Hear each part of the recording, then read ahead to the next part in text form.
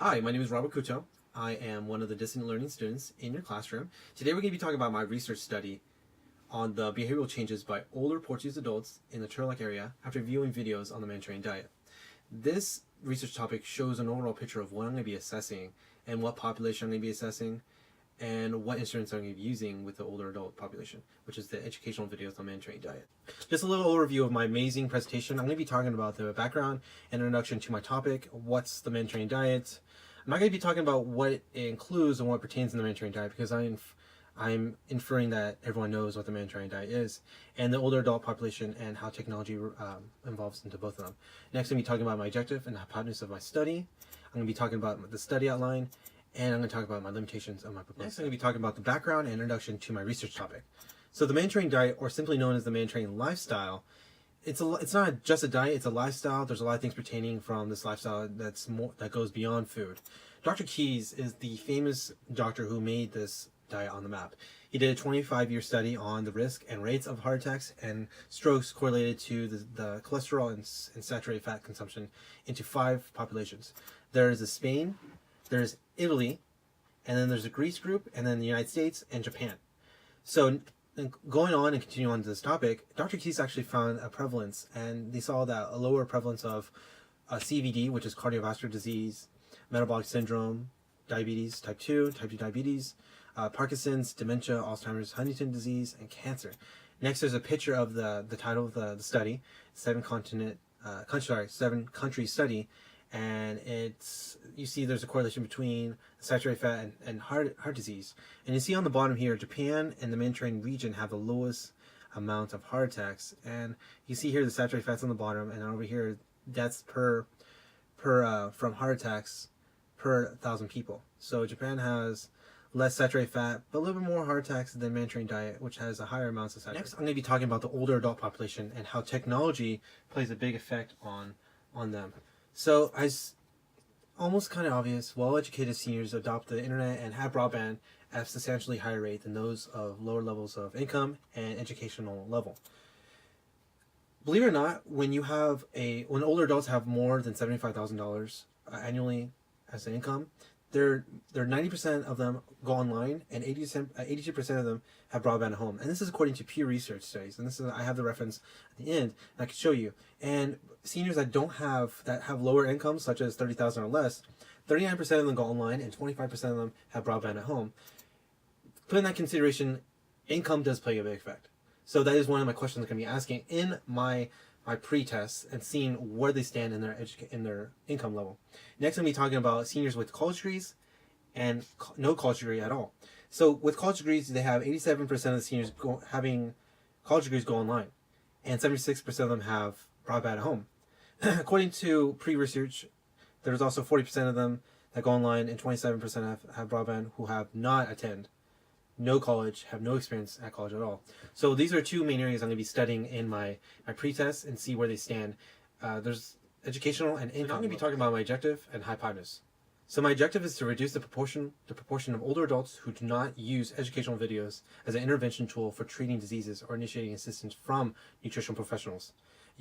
So next, my hypothesis. Older adults who view the educational videos on the Mediterranean diet will show a desire to change their lifestyles and extend to local nutrition services compared to non-video groups. And I love the picture over there. You can see a picture of the baby. It's a very famous meme. Just want to put that there. I think it relates to my objective and hypothesis. Talking about my research design. So initially, I'm going to be getting some questions from previous accredited pre- and post-tests on the Mediterranean diet and see how I can assess the participants' knowledge on the lifestyle. Next, I'm going to be separating the questionnaires into 3 groups. There's the familiarity with MyPlate, the dietary guidelines, and the Mediterranean lifestyle or diet. Next is the second one is the everyday food choices. The third one is the diet and disease relationship. Next, I'm going to be forming a committee of previous and former nutrition faculty that I had in Fresno.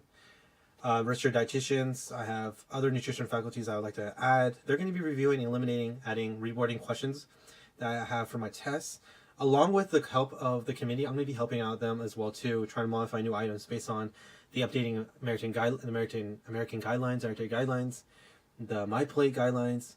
And then after that, I'm going to be forming a test group. That's going to be involving 5 participants from my church. all my church is about 90% Portuguese, so I'm going to get a few older adults from there that I'm not going to be participating in data collection when I finalize this. This is going to be an initial sample for myself to see if I can get some feedback and see what kind of questions work and what kind of questions don't work. And after that, after I get some feedback and participation from that group, I'm going to finalize my test questions, my pre and post questions with my committee and see what we can do, and hopefully we can finalize it right there. Continue on to my research design. I was a host for a radio station, and I had a lot of older adult populations that were watching my videos. So I'm going to be using the klbs.com, my radio station, and Luso Media, which is a Portuguese radio station for Portuguese adults who are living in America in the Charlotte area.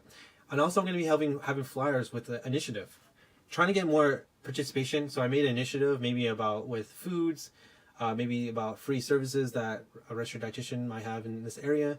So that's what I can kind of get from the initiative right there. Once I get interest members, I'm gonna have them reserve the date and sign up for a one-time reminder for the data collection.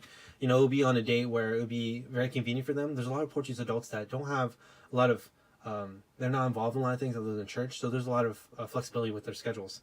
Next, I'm gonna have them check in with a volunteer that I have, and I'm gonna separate them in two groups. Those two groups would be based on, you know, the time of arrival and what time they schedule their appointments. So it just be based on random control, like not control, but just very random. And it's not gonna be like you there. It's gonna be just whoever comes, and I'll separate them in two groups.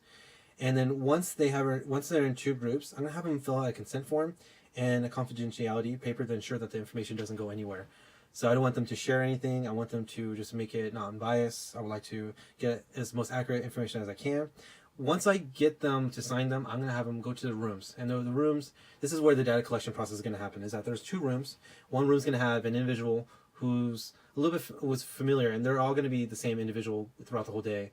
So it might be a dietetic intern, or it might be a registered dietitian who's involved in the Mediterranean diet, who knows a little bit more, and then they're going to be the ones throughout the whole day.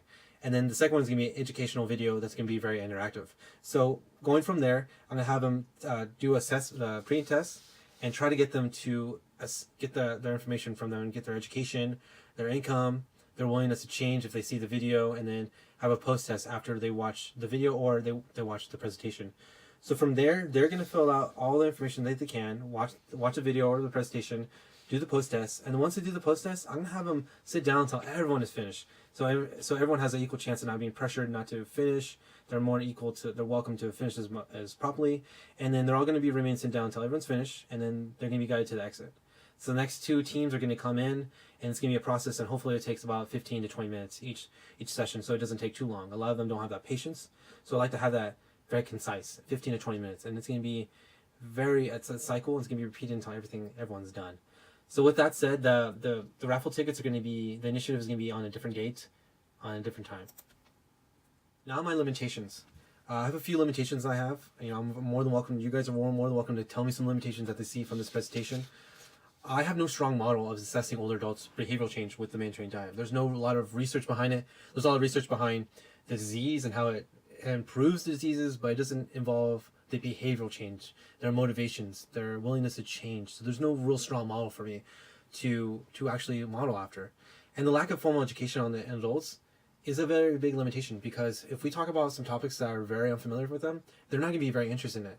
So they might find it to be very boring, and their willingness to change is very, very limited and very extreme. So that's one of the limitations. The last one is the attitudes and willingness to change. So if an adult has a disease and they just deal with it, there's a lot of mentality in this community that they're not going to go to the doctor, they're not going to listen to anyone in particular, that they don't know my life. Those are a lot of things, of my observations that I see from a lot of Portuguese adults, that their attitudes and willingness to change is a very big limitations for them if they have disease. So I have to find them to be very interested in something. So now my conclusion. The Mediterranean lifestyle modification is possible. It just has to have an intensive education program with their older adults. It has to be very interesting. It has to be very short term, not very long. Have them sitting down. Their attention spans are very short, and they want to be doing things other than that. So building one is very possible. Just have to be very interesting. Get them to relate to the problems itself. Nutrition education is a very essential aspect of disease intervention and prevention for older adults to lower the prevalence of nutrition-related problems. It's very, very important. I think nutrition education with the videos is very important. I would like to use this technology. I know that education and income is a very big limitation, but this is a good start to start out. Next and lastly, there is a limited amount of research involving behavioral changes with older adults while using the mentoring lifestyle or diet as a tool for change. So it's gonna be very hard for me to model after something because there is a very limited amount of research. I am just starting out this idea, so I want to start something new, and hopefully that I can start this going and see what I can do and improve it and be the first thing to actually create a model for people that want to study the Mediterranean lifestyle involving older adults. If you have any questions, you're more than welcome to send your emails or comments to these two emails. This is my personal email, my work email, and the other one is my Auburn University email. So go ahead and feel free to give me some comments. Give me some constructive comments, emails. I'd love to hear what you guys have to say. Thank you guys so much for listening to my presentation. And also follow me on social media. I would love to have you guys follow me if you guys have any questions. I would love to follow you guys. We're all classmates, and I'd love to know what's going on with your life and be involved and help you guys out if you guys need anything. Here's my references. Here's my additional references as well too. These are all involved in the things I've talked about inside my presentation. You guys are more than welcome to ask me what I looked forward into this, and just go ahead and ask me questions. I'd love to answer you guys' questions, okay?